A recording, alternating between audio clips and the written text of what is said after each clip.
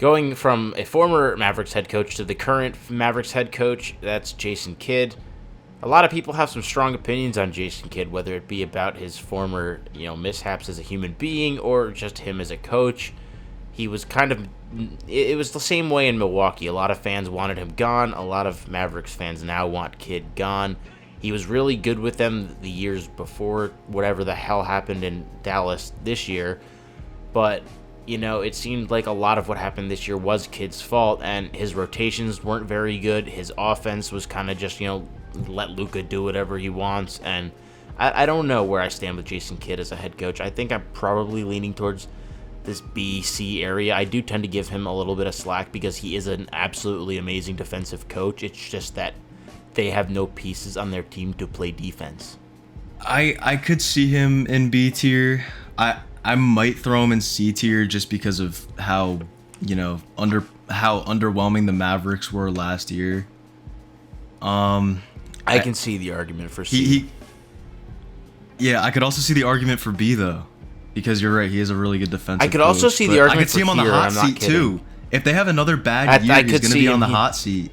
That's what I was going to say. If the Mavericks aren't like a top 7, at least 6 to 7 seed, I think Kidd could get canned. Yeah, he probably could. Honestly, I wouldn't say he's lucky. Let's I don't do know it. if I'd say that. I don't know if I'd say he's lucky to last the season though, because. Okay, we'll stick him in C then for now. We're gonna give him a nice little C.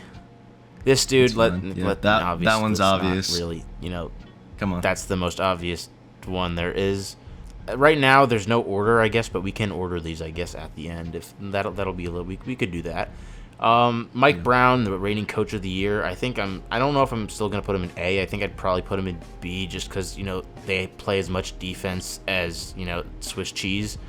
So right. I don't know. I think B is fair for Mike Brown because it's only 1 year. He definitely, if he continues this and the Kings are an elite offense for years, I could see him going up to A. But I don't think B is disrespectful either. Yeah, I mean, I had a feeling that he was, going to be a good head coach because he's a Steve Kerr disciple, and he was great for that staff as well. I think B tier is a good placement for him right now. Nice. I think B tier is a good placement for him right now.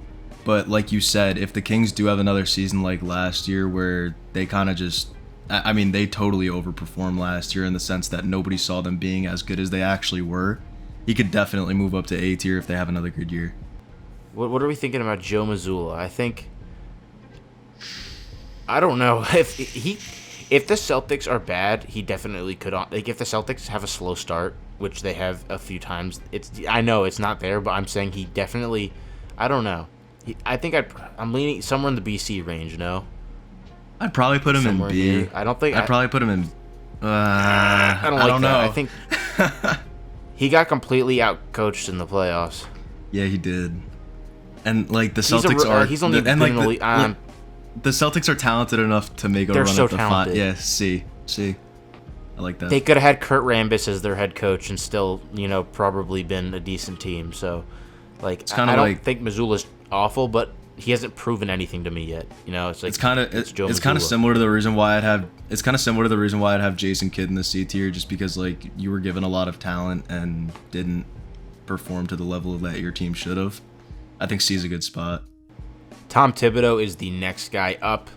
Another guy that there's a lot of mixed opinions on, but I think just, looking at consistency, something the Knicks haven't had in God knows how long, and he's an elite defensive coach. Obviously, not all there offensively. The Knicks are heavily reliant on ISO and getting a lot of offensive rebounds, but he is a great coach in regards to the locker room. Guys seem to play hard for him, and it's really the lack of playoff success, I think, is what stops him from being a guy that gets into A tier. He's kind of in the same, I think, tier as Mike Brown, but Mike Brown, I think, has more potential to go up because I think Tibbs is exactly what I said, consistent. You know what you're getting out of Tom Thibodeau. I don't think that he's going to be holding back the Knicks from winning a championship, but I don't think that he can take this current group of guys to the championship. I still think the Knicks are that one piece away, but I think B is, that's where I'd put him.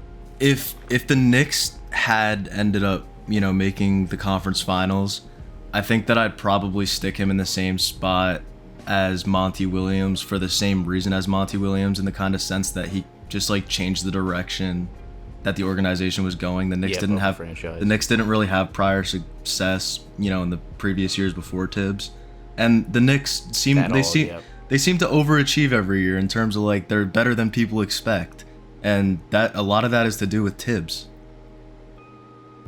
No, for sure, and I don't think that he gets enough of his credit, but I also think that there are times where he does hold teams back in maybe the way that he runs his rotations, but you can't argue with the fact that he's now had 2 winning seasons in 3 years as the Knicks head coach, and before that the Knicks had how many losing seasons in a row? So it's like you're not asking him to be Greg Popovich. It's just not what you're expecting out of him. You're expecting him to be a good head coach, and that's what he is. Quinn Snyder is another one of those near elite level coaches. I think most people would say the Hawks were certainly a much better team once he got there, even though they kind of teetered back and forth. They were 1 or 2 games within from being 500 exactly for I think almost 2 or 3 straight months. They were consistently average, but I think that having a full offseason under Snyder and not just plopping him in the middle of the season is going to help this team a lot, especially on the defensive side of the ball. Obviously, he is a Pop disciple, and he had some great years in Utah. Yeah, I mean, and with Quinn Snyder, we don't really like the Hawk. I mean, he has never been to a championship, obviously, but we've seen playoff success from Quinn Snyder. So I think that A is a solid spot for him, just in the sense that like we could tell that he would be a coach that could lead a team to a championship. At least personally, I think that. I just don't think that the Hawks are built to win a championship yet. Yeah, and I don't think that it's fair to knock him for Donovan Mitchell and Rudy Gobert not making it past the second round, because that team really wasn't built to win a championship either, and the West was really, really tough. Right. So, up next is a guy, Jacques Vaughn. I think he's not obviously a rookie head coach, but it's going to be his first full season. I think he's a guy that's still very much unknown, and he's, you don't really know exactly what you're going to get with him yet, because he had some really good moments, and he had some moments where he looked lost. Right. I'd put him at C tier right now. I could definitely see him moving up to B tier next year if the Nets, if they stay consistent. Like in terms of, like we saw McCall last year blossom into like a star in the second half of the year.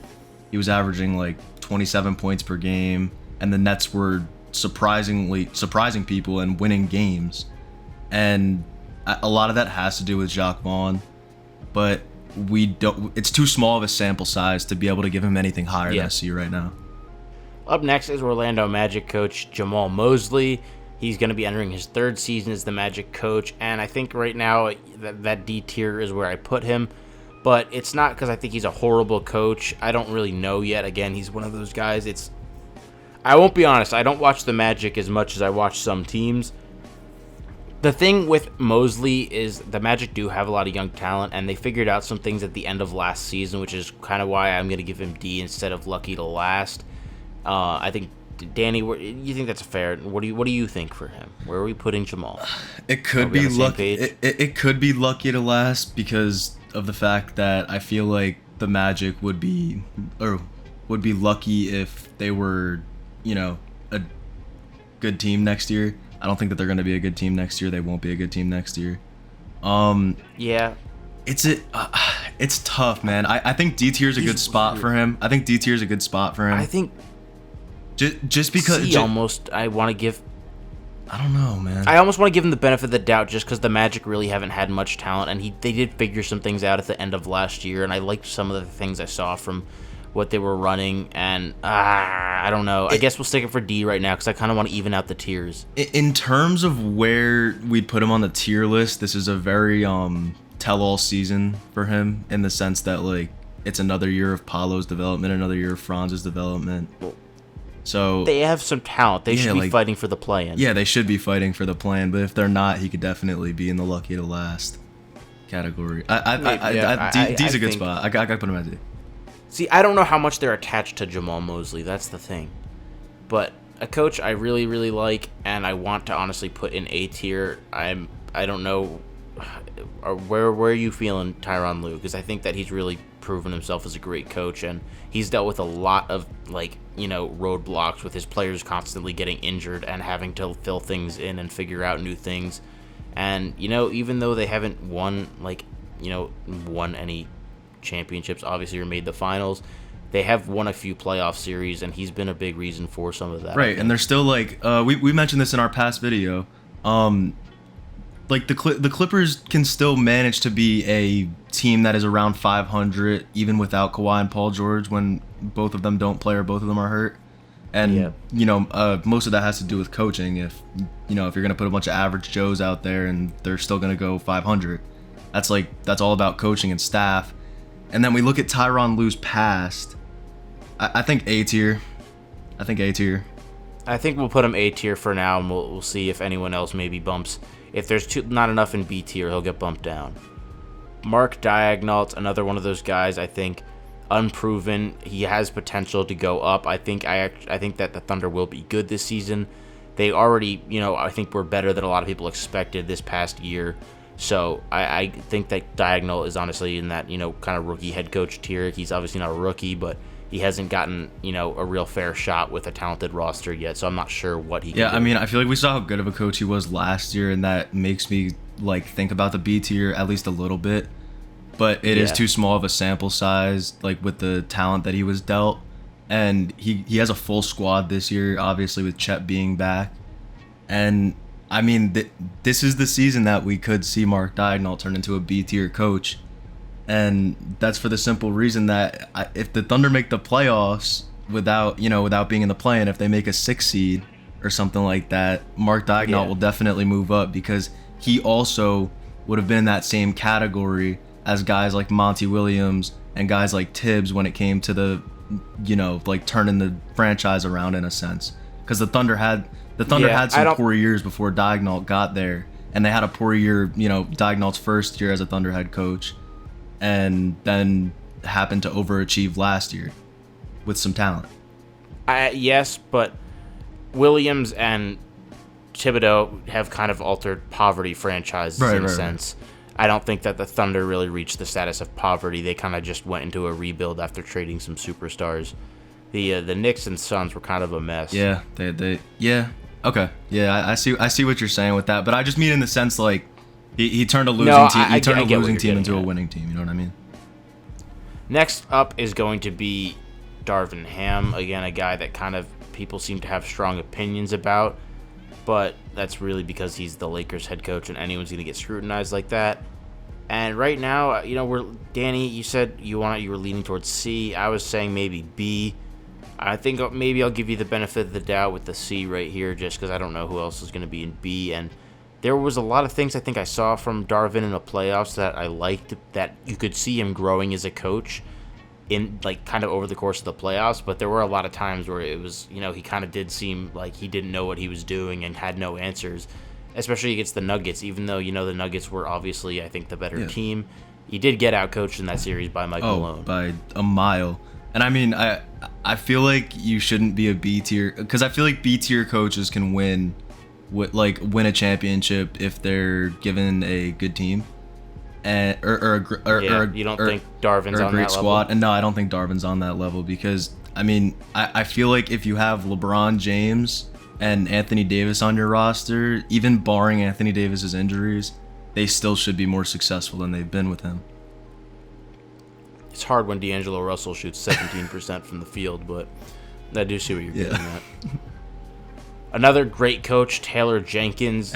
Easily A tier for me, honestly. If he keeps doing this, and this Memphis team has now been a consistent top 3 seed in the West top 2 seed in the West for 2 seasons in a row, and this has been with and without John Morant, who has been their superstar. And I think Jenkins is just the perfect players coach in today's league. He's young. He understands the modern NBA. He lets his players be themselves and express themselves and doesn't really hold them back in that way. But he just knows how to coach good basketball.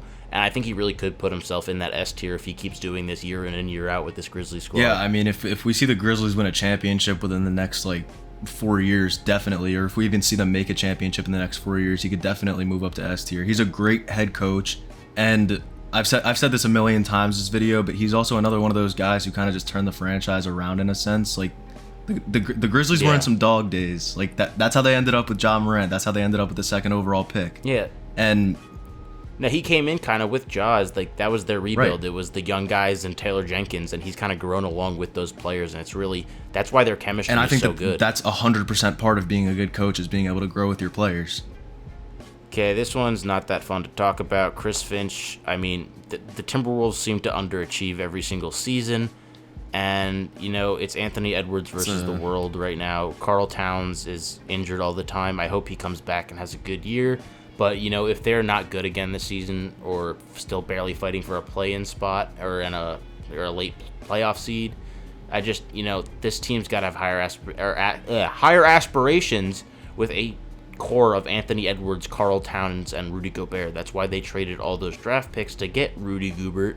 So, you know, I think Chris Finch is definitely going to be lucky to last the season because I don't have high expectations for the Timberwolves, A, and B, whatever I said the first I could part. agree with that because I honestly think if the Timberwolves don't make at least the 5 seed, he'll be out of there just due to the fact that like the Timberwolves have the talent. I mean, they have Karl Anthony Towns, Rudy Gobert, Anthony, totally like do. guys like that. Jaden McDaniels. Yeah, Jaden McDaniels too. Like that. Like that's a starting lineup that should make at least a semifinal.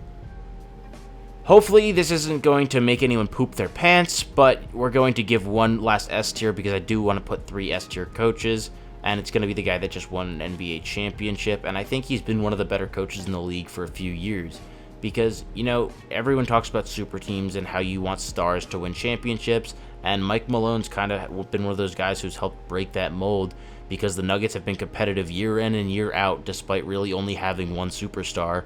I mean, Jamal Murray turns into a superstar in the playoffs, but I think a lot of that's just because Michael Malone has been able to instill so much in their offense and use Jokic and him to their absolute max ability, and he knows his players and personnel so well.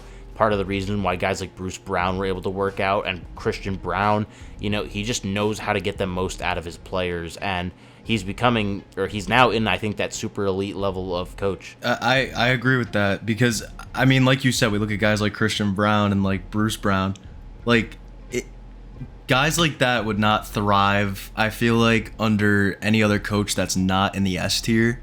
And with the championship this past season, that obviously, in my opinion, boosted him from an A tier coach into an S tier coach. But then you look at I feel like you look at the Nuggets on paper compared to most other, you know, super teams in the NBA, and you just don't see them winning the finals, but they still manage to do it. And that just definitely has a lot to do with Michael. That definitely just has a lot to do with Michael Malone, and he just. We discussed this in one of our finals videos. The Nuggets are just such a great all-around team, and they play together as a team, and that has everything in the world to do with a good head coach.